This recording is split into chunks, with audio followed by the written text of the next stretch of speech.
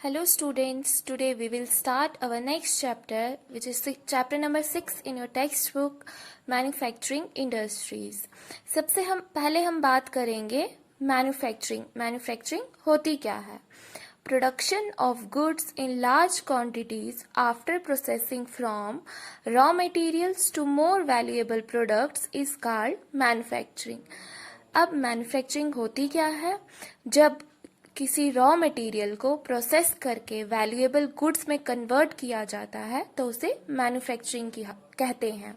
मतलब किसी भी चीज का जो है बहुत ही बड़ी संख्या में उसका प्रोडक्शन करते हैं, रॉ मटेरियल से प्रोसेस करके किसी कीमती चीज में उसे बदलते हैं तो उसे मैन्युफैक्चरिंग कहते हैं. जैसे एग्जांपल ले लेते हैं, शुगर जो है वो हम शुगर केन को कन्वर्ट करके शुगर बनाते हैं. मार्केट में जो शुगर की जो डिमांड है वो काफी ज्यादा है, तो शुगर केन से शुगर केन को जो है शुगर में कन्वर्ट करने में हमें ज्यादा फायदा है. उसकी डिमांड जो है काफी ज्यादा है, तो इसे मैन्युफैक्चरिंग की कहा जाता है. तो मैन्युफैक्चरिंग क्या है? किसी भी चीज का बहुत ही बड़ी संख्या में प्रोडक्शन करना, रॉ मटेरियल से उसे प्रोसेस करके किसी कीमती चीज में बदलना, उसे मैन्युफैक्चरिंग कहते हैं. अब यहाँ पे आपकी बुक में एग्जाम्पल भी दी गई है. जैसे जो पेपर है या वुड है वो हमें कहाँ से, पेपर जो है वो हमें कहाँ से मिलता है? Would say. तो वुड यहाँ पे रॉ मटेरियल आ गया और वैल्यूएबल प्रोडक्ट यहाँ पे पेपर आ गया. शुगर केन से. आयरन एंड स्टील जो है वो हमें आयरन ओर से मिलते हैं. एल्यूमिनियम जो है वो हमें बॉक्साइट से मिलता है. अब जरूरी नहीं है कि हम रॉ मटेरियल्स को ही जो है वैल्यूएबल गुड्स में कन्वर्ट करें, पर कभी कभी ऐसा भी होता है कि जो चीज पहले ही इंडस्ट्रीज में बन चुकी है उससे भी हम वैल्यूएबल प्रोडक्ट में कन्वर्ट कर सकते हैं. फॉर एग्जाम्पल यान जो है वो एक इंडस्ट्रियल प्रोडक्ट है, तो उससे हम क्या करते हैं? क्लोथ्स में कन्वर्ट करते हैं. तो यहाँ पे हम इंडस्ट्रियल प्रोडक्ट्स को भी जो है वैल्यूएबल गुड्स में कन्वर्ट कर सकते हैं. मैन्युफैक्चरिंग सेक्टर को सेकेंडरी सेक्टर भी कहा जाता है और वहाँ जितने भी काम होते हैं उन्हें सेकेंडरी एक्टिविटीज कहा जाता है. जो लोग इन इंडस्ट्रीज में काम करते हैं वो प्राइमरी मटेरियल्स को फिनिश्ड गुड्स में कन्वर्ट करते हैं. फॉर एग्जाम्पल जैसे जो यहाँ पे प्रोडक्ट्स बनते हैं इन इंडस्ट्रीज में, मैन्युफैक्चरिंग इंडस्ट्रीज में, जैसे हम एग्जांपल ले लेते हैं शुगर की. तो शुगर केन को जब शुगर में कन्वर्ट किया जाता है, जो शुगर केन है उसे एज अ प्राइमरी मटेरियल लिया जाएगा और जब उसे कन्वर्ट करके शुगर बनाया जाएगा तो जो शुगर बनेगी वो एक फिनिश्ड गुड होगा. जो workers steel factories, cars, textile industries, bakeries इन जगहों पर काम करते हैं वो वर्कर्स जो है सेकेंडरी सेक्टर के अंडर ही आते हैं. कुछ लोग जो है वो यहाँ इन इंडस्ट्रीज में जो है अपनी सर्विस प्रोवाइड करते हैं. सर्विस प्रोवाइड करना मीन्स अपनी सेवा प्रदान करते हैं. हम कहीं काम करते हैं तो हम अपनी वहाँ सर्विस प्रोवाइड करते हैं, तो इसे टर्शरी सेक्टर भी कहा जाता है. बट हमें यहाँ सिर्फ इस चैप्टर में सेकेंडरी सेक्टर की ही बात करनी है. मैन्युफैक्चरिंग इंडस्ट्रीज जो है वो सेकेंडरी सेक्टर में ही आती हैं और उन इंडस्ट्रीज में जो काम होता है उसे सेकेंडरी एक्टिविटी कहते हैं. अब यहाँ पे एक और पॉइंट दिया गया है, the economic strength of a country is measured by the development of manufacturing industries. मतलब किसी भी देश की अगर इकोनॉमिक स्ट्रेंथ मीन्स आर्थिक मजबूती की बात करें, अगर हमें उसकी आर्थिक मजबूती नापनी हो तो हमें क्या होता है, उस देश की मैन्युफैक्चरिंग इंडस्ट्रीज को देखा जाता है कि उस देश की मैन्युफैक्चरिंग इंडस्ट्रीज जो हैं उनका स्टेटस क्या है. तो उसके मैन्युफैक्चरिंग इंडस्ट्रीज के बेसिस पे किसी भी देश की इकोनॉमिक स्ट्रेंथ को, आर्थिक मजबूती को नापा जाता है. फॉर एग्जांपल जैसे यूएसए है, चाइना है, वहां पे मैन्युफैक्चरिंग सेक्टर जो है वो बहुत ही मजबूत है, तो कहा जाता है कि चाइना का जो इकोनॉमिक स्ट्रेंथ है या इकोनॉमी है वो बहुत ही अच्छी है, बहुत ही डेवलप्ड है. अब यहाँ पे नेक्स्ट हम बात करेंगे इम्पोर्टेंस ऑफ मैन्युफैक्चरिंग की. मतलब मैन्युफैक्चरिंग की हमें ज़रूरत ही क्या है, वो क्यों इम्पॉर्टेंट है। मैन्युफैक्चरिंग सेक्टर को डेवलपमेंट का बैकबोन भी माना गया है। बैकबोन मीन्स रीढ़ की हड्डी। तो मैन्युफैक्चरिंग सेक्टर को डेवलपमेंट का बैकबोन माना गया है, चाहे वो इकोनॉमिक डेवलपमेंट हो या लोगों की डेवलपमेंट हो। अब ऐसा क्यों है, इसके बहुत से रीजंस हैं जो आपको यहाँ 4 पॉइंट्स में बताए गए हैं।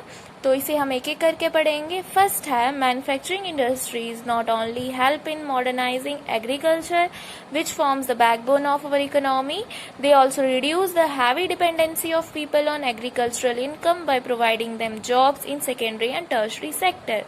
जो मैन्युफैक्चरिंग इंडस्ट्रीज हैं वो एग्रीकल्चर को सिर्फ मॉडर्नाइज करने में मदद नहीं करती हैं, बल्कि इसे इकोनॉमी का बैकबोन भी कहते हैं। तो मैन्युफैक्चरिंग इंडस्ट्रीज जो है वो बहुत ही बड़ी संख्या में लोगों को जॉब्स प्रोवाइड करती है। तो इसकी वजह से लोग सिर्फ एग्रीकल्चर पे ही डिपेंडेंट नहीं रहते हैं अपनी इनकम के लिए। मैन्युफैक्चरिंग इंडस्ट्रीज में बहुत ही बड़ी संख्या में लोगों को जॉब दिया जा सकता है, जिसकी वजह से लोग सिर्फ एग्रीकल्चर तक ही डिपेंडेंट नहीं रह सकते। सेकेंड पॉइंट है, industrial development is a precondition for eradication of unemployment and poverty from our country.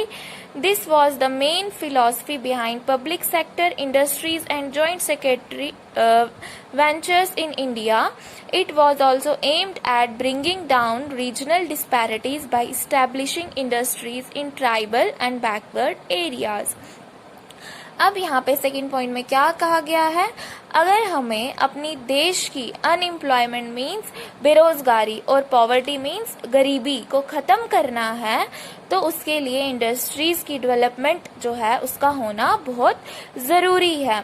तो यहाँ पे एक फ़िलॉसफी जो थी, इस रीज़न के बिहाइंड एक फ़िलॉसफी थी। वो फ़िलॉसफी क्या थी, जो रीजनल डिस्पैरिटीज़ थी। रीजनल डिस्पैरिटी मीन्स कहीं कुछ एरियाज़ में बहुत ही ज़्यादा डेवलपमेंट हो चुकी थी और कुछ एरियाज़ में डेवलपमेंट जो है वो बिल्कुल नहीं हुई थी। तो इसके पीछे ये फिलॉसफी थी कि हमें जो है इंडस्ट्रीज़ को डेवलप्ड करना है। ट्राइबल एरियाज़ जो हैं या बैकवर्ड एरियाज़ है वहाँ इंडस्ट्रीज़ लगानी है, ताकि हमारे देश में जो है अनएम्प्लॉयमेंट और पॉवर्टी को हम दूर कर सके। क्योंकि मैन्युफैक्चरिंग इंडस्ट्रीज की वजह से जो है लोगों को जॉब्स मिल सकती हैं, जिसकी वजह से उनकी इनकम बढ़ेगी, तो पॉवर्टी जो है वो दूर की जा सकती है और इसकी वजह से रीजनल डिस्पैरिटी जो है उसे भी कम करने की कोशिश जो है वो की जा रही थी। थर्ड पॉइंट है यहाँ पे, export of manufactured goods expands trade and commerce and brings in much needed foreign exchange. अगर मैन्युफैक्चर गुड्स का एक्सपोर्ट हो, तो एक्सपोर्ट मीन्स निर्यात, तो उससे हमारा ट्रेड जो है, व्यापार जो है वो बढ़ेगा, इनकम भी बढ़ेगी और इसकी वजह से जो हमें दूसरे देशों से हम सामान खरीदने की ज़रूरत होती है जो हमें, तो वो भी हमारे पास बहुत ही बड़ी संख्या में वो सामान जो है उसे हम खरीद सकते हैं, जो कि हमारी कंट्री के लिए जो है बहुत ही अच्छा है। ट्रेड एंड कॉमर्स मीन्स व्यापार। फॉरेन एक्सचेंज मीन्स विदेशी मुद्रा, जो हम फॉरेन से मतलब जो हम व्यापार करते हैं, जो हमें सामान खरीदना है वो भी हम वहाँ से खरीद सकते हैं अगर हम मैन्युफैक्चर गुड्स का एक्सपोर्ट करें तो। नेक्स्ट फोर्थ पॉइंट है, countries that transform their raw materials into a wide variety of finished goods of higher value for prosperous India's prosperity lies in increasing and diversifying its manufacturing industries as quickly as possible. Countries जो कि raw materials को अलग अलग तरह से goods में transform करती है मैन्युफैक्चरिंग के ज़रिए, जो ज़्यादा कीमती चीज़ों में ट्रांसफॉर्म करते हैं वो कंट्री बहुत ही अमीर होती है। तो इंडिया की जो प्रॉस्पेरिटी है, प्रॉस्पेरिटी मीन्स समृद्धि जो है, वो इसी बात पे डिपेंडेंट है, इसी बात पे निर्भर करती है कि जितनी जल्दी इंडिया अपने मैन्युफैक्चरिंग इंडस्ट्रीज़ को डाइवर्सिफाई करेगा। डाइवर्सिफाई मीन्स विविधता। जितनी जल्दी वो अपनी मैन्युफैक्चरिंग इंडस्ट्रीज को बढ़ाएं, उतनी जल्दी जो इंडिया है वो अमीर होगा, या इंडिया में जो लोग हैं वो अमीर होंगे, या ऐसा भी कहा जा सकता है इंडिया उतनी जल्दी डेवलप्ड होगा। यहाँ पे नीचे एक और पैराग्राफ दिया गया है। Agriculture and industries are not exclusive of each other. Agriculture और इंडस्ट्रीज जो है वो दोनों अलग अलग चीज़ें नहीं हैं, वो दोनों एक दूसरे की ज़रूरतों को पूरा करते हैं। बहुत सी इंडस्ट्रीज जो है वो एग्रीकल्चर पे डिपेंडेंट है रॉ मटेरियल के लिए, और बहुत सी इंडस्ट्रीज एग्रीकल्चर में जाके अपने प्रोडक्ट्स जो है वो बेचते हैं। फॉर एग्जाम्पल जैसे हम चिप्स ले लेते हैं, एग्रीकल्चर से जब रॉ मटेरियल मिलता है, जैसे पोटैटो चिप्स, जब एग्रीकल्चर से हमें पोटैटो मिलेंगे तभी तो उसे चिप्स में जाके मैन्युफैक्चर किया जाएगा।